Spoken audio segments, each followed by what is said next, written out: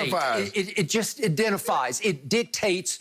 Well, it forces the defense to show its cards. Right. Okay? Yes. Are you man or are you zone? Right. Or what are you? Right. How are you going to play this one? Who's going to possibly come? Are you coming?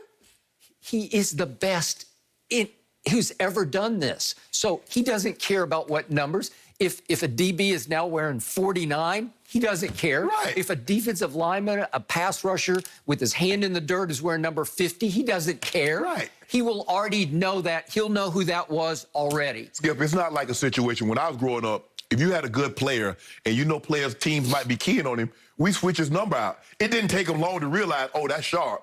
Skip, Aaron Donald's not going to all of a sudden show up with the number 12 and with his hand in the dirt. You talking about who is that defensive tackle for the Rams that's playing like Aaron Donald? Oh, that's Aaron Donald. Skip, it's not that big of a deal, Tom. So he goes all the way into to suggesting that football is dead because of this. Well, seriously, you know, when he says, this is going to make for a lot of bad football with an exclamation point. No, it's not. That has to be a joke. I'm sorry, he has to be kidding about all this. He's just laying it on as thick as possible to make fun of something that is fairly irrelevant. Right. And now, to the point that we're talking about the Cowboys' potential numbers changes. Right. This has been out there for at least a month. Yeah. Zeke has been posting him in the 15. The photoshops of him in 15. CD has been posting about, please, God, give me back number 2. Right. I need it. I want it. Right. And by the way, just quick Cowboy point, if I might, as a Cowboy fanatic, I believe CD Lamb would play better in number 2 than he played in 88. He did not want to wear it. No. It never looked right to my eye on it. It was forced upon him. Because it is hallowed. Yeah. It is Drew Pearson. It is Michael Irvin. It is Des Bryant. And you can't do that to a young man who wore 2 at OU. Right. And remember, it was DeAndre Hopkins was his idol when he was growing up in the Houston area. Right. And he wanted to wear 10. 10, right. But he took 2 at OU.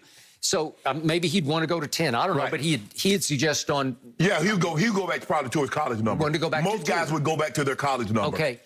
And Zeke, there's something psychological. Numbers are powerful to me. Yeah, you could say, I read more into them. It's like otherworldly powerful. Skip, there's a reason why when Peyton went to the Broncos, he called the Tripucka family and asked him. That's true. That's a good point. Could he wear that number? There are a lot of guys. Jerry Rice called Steve Largent. When he went to Seattle, Skip, he called Steve. He said, Steve, do you mind if I take number 80?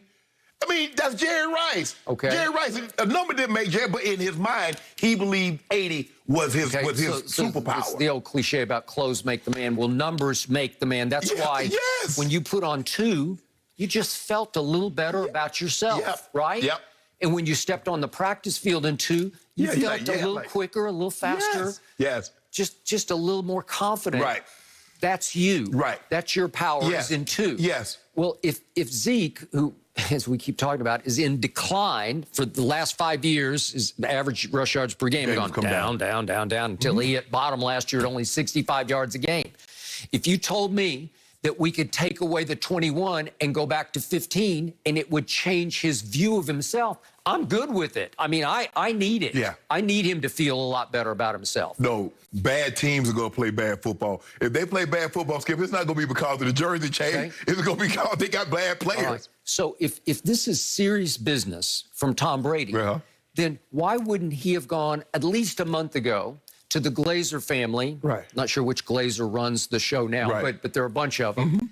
Go to the Glazer family, go to your GM, Todd Light, even go to Bruce Arians, your head coach, and say, this is just wrong. You have to put your foot down at the league meeting. You have to campaign. Or knowing Brady, he would say, I'll call in if you want me to. He's the GOAT. Right. He's the most respected figure in pro football as far as longevity and achievement goes. So you would make your case way ahead of the vote. You wouldn't let the vote happen and then say, football is ruined. You just wouldn't do it. You're smarter than that. Skip, but the NFL looking at it like, hold on. Now, if they get out these jerseys numbers, there are a lot of guys that's probably wait a year, but that's new revenue. There's going to be a whole lot of new 15s and 2s and 5s. Skip, the NFL is a business, Skip. We try to make dollars. But, Tom, Okay? The majority. But don't you see, he would have made the stink early. Yeah, he wouldn't have waited until after the fact. I don't believe it would have had any impact, Skip. But if you think about, Skip, think about the rules that's been instituted in the last 20 years. What position has been helped the most? The quarterback. Because what they allow the quarterbacks to do, Skip, they allow the quarterbacks to take the balls now. Skip, they didn't do that. They wouldn't let the quarterbacks have the ball and just, muddy them up and dirty them up, and you come in with a football that looks like it's been kicked around in the lot for 3 months. Now they let them do that. They let Tom and Peyton Manning, those were the two guys that say we need to have access to the balls because we throwing one balls in practice, Skip, and then we get into a ball, and you get into a game, and these balls are fairly new. I mean, we've only had interaction with them for, say, an hour or so. So the NFL says, you know what? This is what we'll do. We'll give you an opportunity. You do what you need to do to the ball within the rules and the regulation, and we're going to be fine. Tom Brady changed the rule. You can't hit the quarterback in the knee. You got to get up. If you're on the ground, Skip, I got to get up off the ground to chase the quarterback. I can't get it. Come on, Tom. You benefited the most, and this is nothing. Skip, how does this affect the safety of the ball game? Skip, if I'm playing the Arizona Cardinals, a lot of times I'm going to identify Buda Baker as the Mike because there's a great chance he's going to come. That is true. And I'm going to set my protection to him. Okay, receivers, we got the D-line and we got Buda. Anybody else come, you got to run hard to that side. Skip, that's nothing. Well, when Brady goes all the way to, why not just have colored jerseys with no numbers? Do you know who that would benefit the most? Him. Yes. Seriously. No exaggeration. So now I have to deal with the possibility that this was serious. Are you serious? Yeah. And if it was serious, it is completely out of character to the point I can't remember anything like it. Nothing. Because the only thing we've seen of late was there's been this post-Super Bowl trash talk with the Chiefs. Right. Well, that's one thing. Right. This is completely another. He is attacking the league, it appears. Yeah. And yet I don't believe he was serious because it's so un-Brady. He wouldn't do that. He wouldn't. This is biting the hand that feeds him. This is a new Tom. Okay. No, you're talking about the Tom that spent the first 20 years in New England. This is a new Tom. We've never seen him tweet so much. We've never seen Tom be so open about his greatness.